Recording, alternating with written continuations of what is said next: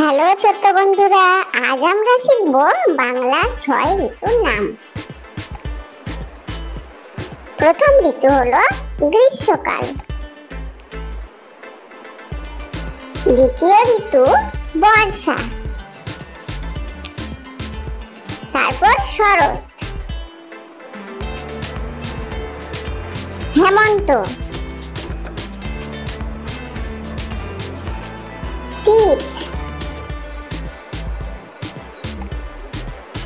ও বসন্ত।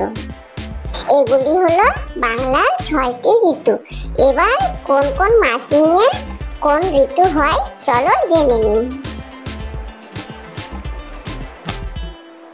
বৈশাখ ও জ্যৈষ্ঠ এই 2 মাস নিয়ে গ্রীষ্মকাল।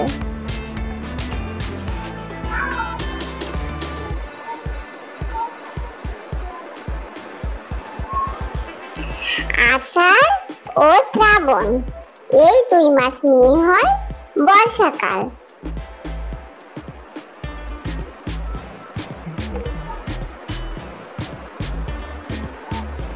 ভাদ্র ও আশ্বিন এই 2 মাস নিয়ে হয় শরৎকাল।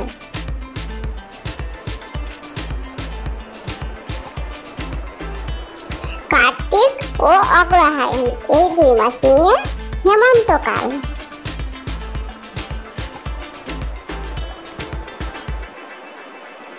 পৌষ ও মাঘ এই 2 মাস নিয়ে শীতকাল।